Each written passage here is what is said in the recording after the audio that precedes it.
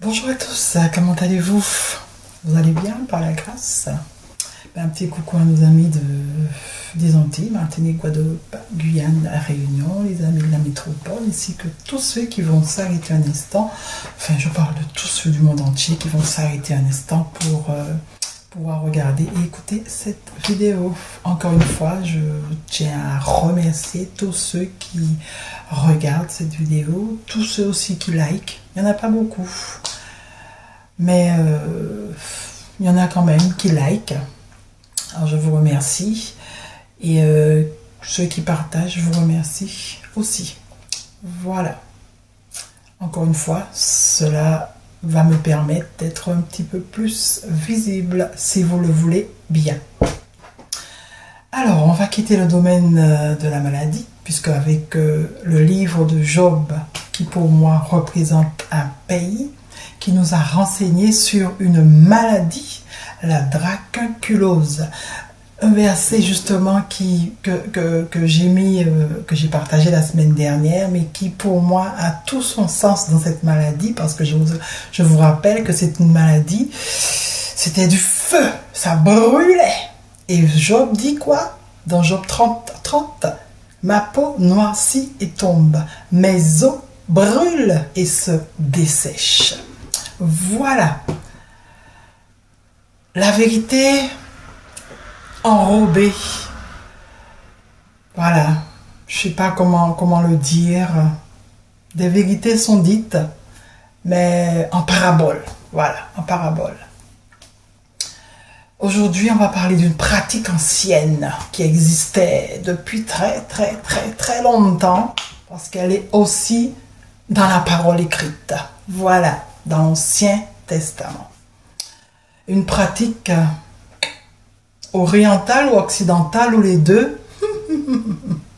Dans l'Ancien Testament, Occident, Orient ensemble, et puis après il y a eu cassure, hein? Il y a eu séparation entre les deux, mais à un moment donné ils étaient ensemble, Orient et Occident, voilà. Alors cette pratique, elle est sans doute des deux bords, des deux côtés, oriental et occidental, voilà. Le porta-porti plutôt, porta-porti. Qu'est-ce que c'est? Waouh, je pense que vous savez ce que c'est. Mais bon, au cas où vous ne le savez pas, je vais vous laisser entre les mains d'un influenceur, entrepreneur. Entrepreneur, Philippe Simo, voilà, qui explique ça mieux que moi. Voilà, à tout à l'heure. Choqué d'apprendre que suite au scandale du porte-à-porte, Dubaï, il y a beaucoup de personnes ici, notamment à Libreville, qui veulent aller à Dubaï pour faire du porte-à-porte. Ouais, vous avez bien entendu. C'est-à-dire que le scandale du porte-à-porte a révélé pour certaines personnes une niche dans laquelle beaucoup de personnes veulent se lancer. De quoi il s'agit? Il faut savoir que depuis que le scandale du porte-à-porte a éclaté, on a entendu plein de choses dans lesquelles on a accusé, comme souvent, les femmes, elles ont fait ci, elles ont fait ça. Ok, d'accord. Ce qu'on n'a pas dit assez, c'est que le porte-à-porte en réalité existe déjà dans nos capitales africaines. Beaucoup d'entre nous, peut-être parce que nous sommes à l'étranger, nous n'avons pas conscience du niveau de corruption morale qui existe déjà dans nos capitales africaines. Et je trouve que tout ce que l'on a pu entendre précédemment dans les porte-à-porte, les gens qui se font chier dessus, les gens qui se font uriner dessus, en gros les gens qui sont devenus des toilettes mobiles, ce sont des choses qui existent déjà dans nos capitales. Au moment où je parle, beaucoup de personnes ont des réseaux dans lesquels ils entretiennent ce genre de choses. C'est-à-dire que des hommes, généralement, servent un peu de proxénètes. C'est-à-dire qu'ils vont recruter des jeunes filles, principalement, il y a des hommes aussi, mais principalement des jeunes filles à qui ils vont proposer de l'argent. Et en contrepartie, ces jeunes filles-là vont avoir des clients. Là aussi, il y a plusieurs possibilités. Juste avoir des rapports sexuels, mais après, on peut donner des bonus en fonction, bien évidemment, de la capacité de la personne à accepter des choses. On peut avoir de la zoophilie, des rapports avec des animaux. On peut avoir le porte-à-porte, c'est-à-dire des personnes qui se transforment en toilettes humaines sur lesquelles les gens viennent déféquer, uriner et parfois même au travers de la bouche, des choses horribles, eh bien ce sont des choses qui se font déjà ici en fait.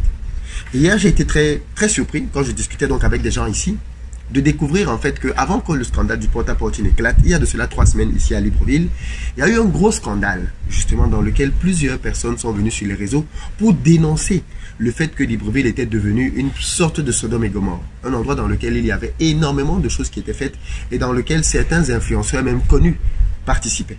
Donc en fait le porte-à-porte ici, vous voulez, qu'on a découvert avec Dubaï, avait déjà battu son plein ici il y a de cela 3 semaines avant que le porte-à-porte de Dubaï n'éclate. Et il se trouve donc que ce que j'ai appris et qui m'a paru un peu plus choquant justement dans tout ça, c'est que maintenant que le porte-à-porte de Dubaï a éclaté, beaucoup de personnes ici à Libreville sont en train de chercher le moyen d'aller à Dubaï pour faire du porte-à-porte à Dubaï. Beaucoup de personnes ici veulent aller à Dubaï. Pourquoi? Parce qu'ils ont entendu les sommes. Ils se sont rendus compte qu'ils faisaient du porte-à-porte bas de gamme. Et ils veulent donc maintenant aller à Dubaï, qui pour eux est le temple du porte-à-porte, pour aller avoir une augmentation de revenus. Donc aujourd'hui, et ça m'a vraiment choqué de me rencontrer, mais un scandale comme ça éclate, les gens en parlent, plutôt que d'avoir honte, plutôt que de se dire que waouh, il faut que j'arrête de faire ça, il faut que je m'éloigne de ce secteur, il faut que je quitte complètement ça. Eh bien non, les gens ont plutôt décidé que maintenant, c'est maintenant que le vrai business commence, c'est maintenant donc qu'il faut trouver les réseaux pour aller à Dubaï. Donc ne soyez pas surpris que dans les prochaines semaines, on ait de plus en plus d'Africains qui se lancent donc à la conquête de Dubaï et du porte-à-porte de Dubaï.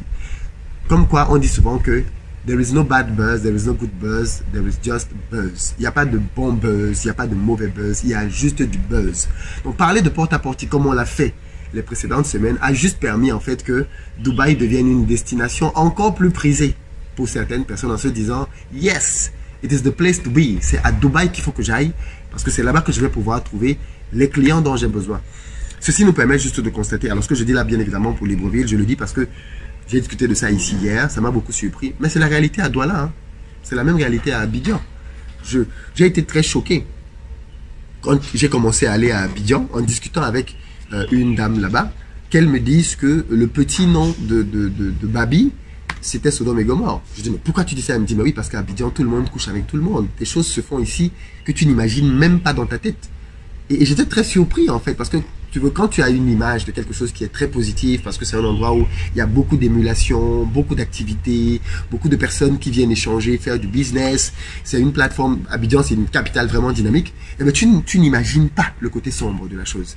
Et il se trouve que ce côté sombre-là, tu l'as à Paris, il y a du porte-à-porte à Paris, tu l'as à New York, en fait tu l'as dans toutes les grandes capitales dans le monde, et les capitales africaines, eh bien, ont aussi pris leur part dans ce sale business. Voilà mes amis, porta-porti, vous voyez, le même maladie, hein. C'est un français mais d'origine africaine, voilà, qui vous dit lui-même que ça existait bien avant, enfin depuis longtemps, voilà. Et je confirme ce qu'il dit parce que c'est dans la Bible, mais bizarrement, hein, Dieu ne dit rien à propos de cet événement. C'est quand même bizarre. Alors, nous allons donc dans 2 Rois 18, à partir du verset 27. Vous allez lire chez vous le contexte et tout, parce que moi, je ne vais pas vous raconter ce qui s'est passé. Je m'intéresse juste au verset. Voilà. Ce n'est pas pour chercher de prétexte. Hein. Voilà.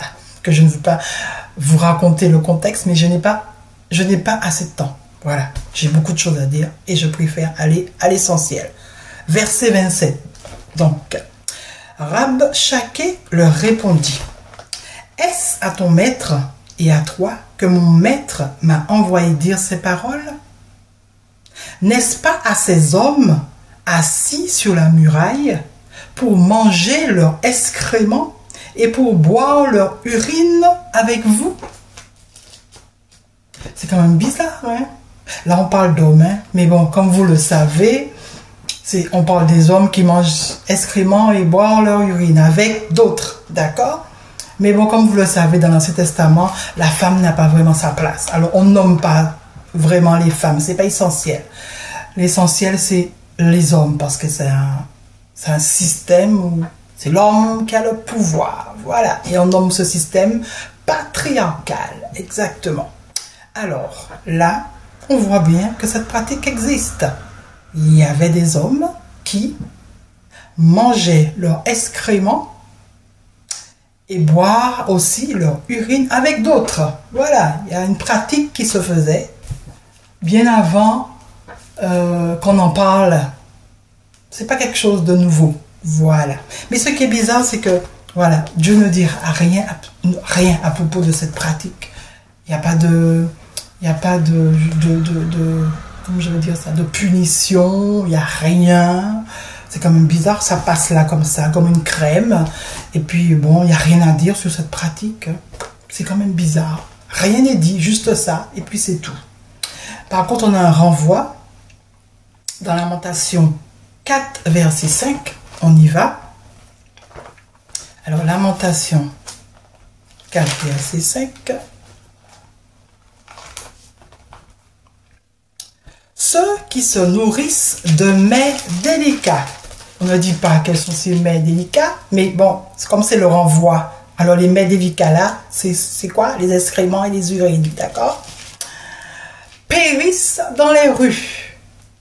Ceux qui se nourrissent des mets délicats périssent dans les rues. Ça veut dire que ce n'est pas bon pour leur santé si au camo, s'ils meurent, d'accord? Ce genre de nourriture, ce n'est pas bon. Voilà. Mais si vous ne savez pas quel genre de mets délicat, vous allez donner une autre explication. Mais les mets délicats, c'est voilà, le caca et le pipi. Si vous le mangez, vous périssez dans les rues. Voilà. On trouve ça dans Lamentation de Jérémie, Lamentation 4, le verset 5. Voilà. D'autres pratiques se faisaient aussi, mais bon, on ne dit rien. Dieu ne dit pas quoi que ce soit. Voilà.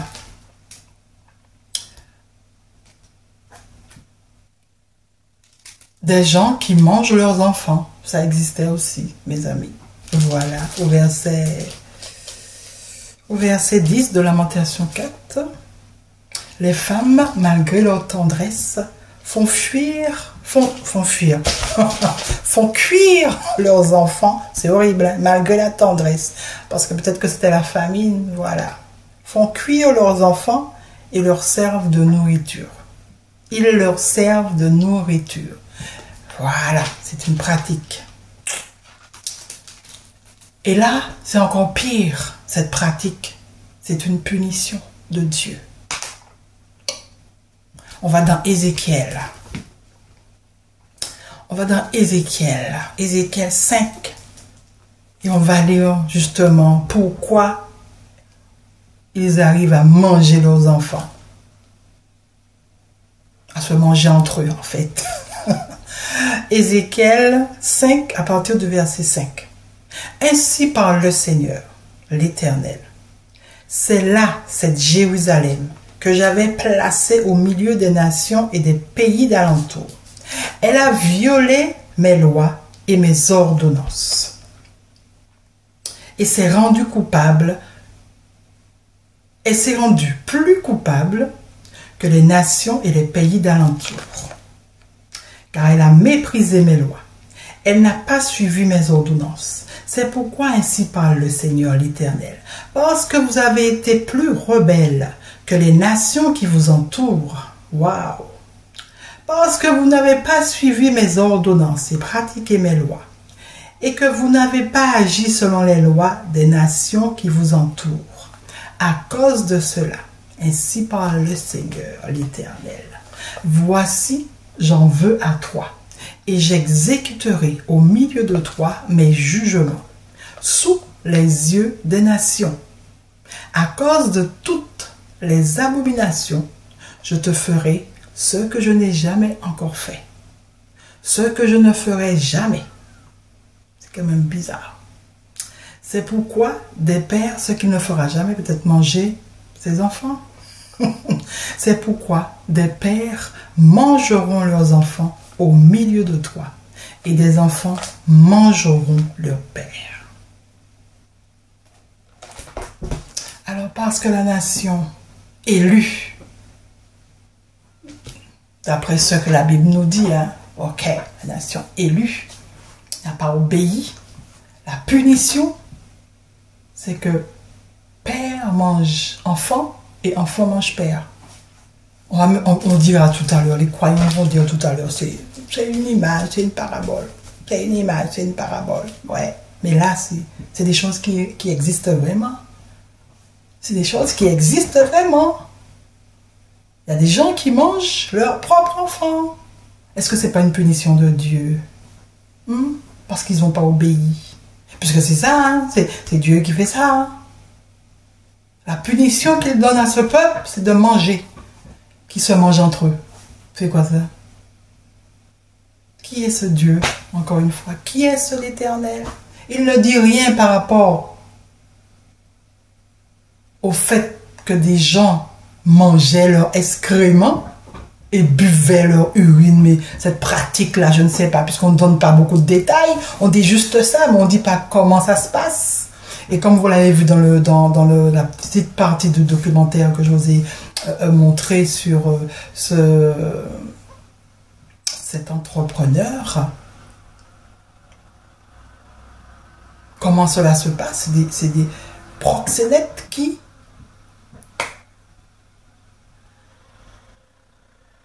engagent soit des hommes ou des femmes. Voilà. Pour faire cette pratique. Alors cette pratique ancienne, on ne nous a pas tout dit, on nous a dit juste petite partie, mais on sait que c'est ça. Ça n'avait pas encore le nom de porta-porti, mais c'était porta-porti déjà dans l'ancien temps. Voilà mes amis. Alors, je suis tout à fait d'accord avec ce monsieur qui disait que c'est une pratique qui existait déjà en Afrique, mais pas seulement en Afrique, comme il a dit dans toutes les capitales. C'est un business, mes amis, qui permet d'avoir de l'argent. Pourquoi Dieu n'a rien dit concernant cela? Et pourquoi, comme punition, Dieu, je dis même pas permet, parce que pour moi c'est ridicule. Dieu pousse, c'est ça, des pères à manger leurs enfants et des enfants à manger leur père. Ouais.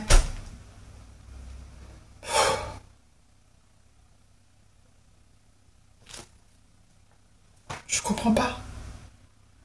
Il est temps pour nous d'ouvrir nos yeux sur tout ce qui nous a été dit, tout ce blabla qui nous a été donné, toutes ces mensonges bien cachés, on va dire. Ces réalités bien cachées sur des croyances, voilà, des réalités bien cachées sur des croyances, sur une croyance, un peuple élu, voilà. C'est quoi? Quand est-ce qu'on va sortir de ce mensonge? Il y a juste un peuple élu, et puis les autres ne sont pas élus. Les autres ne sont pas aimés. Mais le peuple élu, il a été pire que tous ceux des alentours. C'est bizarre, hein? Il me semblait que c'était le contraire. Le peuple élu. C'est les autres qui faisaient pire que lui, non? Mais là, Dieu dit que le peuple élu a été pire. Et comme il a été pire que les autres nations autour, ben ils vont se manger entre eux. Non, ça suffit. Stop à tous ces mensonges. Au nom de Dieu. Encore une fois, celui qui nous a donné la vie ne peut pas être celui qui a inspiré toutes ces conneries. Je répète, celui qui nous a donné la vie ne peut en aucun cas être celui qui a inspiré ces livres saints. Trop d'incohérences. Trop d'incohérences. Voilà mes amis. Je vous souhaite une belle journée de repos. Et à tous ceux qui sont partis en vacances, ils se reconnaîtront. Profitez-en, vraiment. Profitez-en. Profitez de tous ces moments de bonheur, de joie, de ressources. Parce que c'est ça, c'est ça. Profitez de chaque instant, chaque moment de la vie. Parce que c'est ce qui est le plus important. On nous a promis, on nous a poussé à rêver pour un temps après la mort. Et puis nous empêcher de vivre le temps de la vie. Nous empêcher comment je vais dire ça, de réaliser tout ce qu'il y a, voilà, tout ce que celui qui nous a donné la vie a mis en nous, de réaliser tout cela. On a peur parfois de se jeter à l'eau parce que, voilà, non, je ne vais pas y arriver. Mais quand est-ce que tu vas faire les choses? Après. Tu vas construire une belle maison après. Après la mort, sur la nouvelle terre. Tu vas faire ça après la mort, sur la nouvelle terre. Et puis sur la terre là, parmi les vivants, tu veux pas te jeter à l'eau. Tu n'as pas la force de te jeter à l'eau. Non, c'est maintenant, mes amis. Profitons de chaque instant de la vie. Parce qu'après la mort, nous ne savons rien. Sortons de ce mensonge qu'on nous a vomi depuis des générations. Bye bye. À bientôt.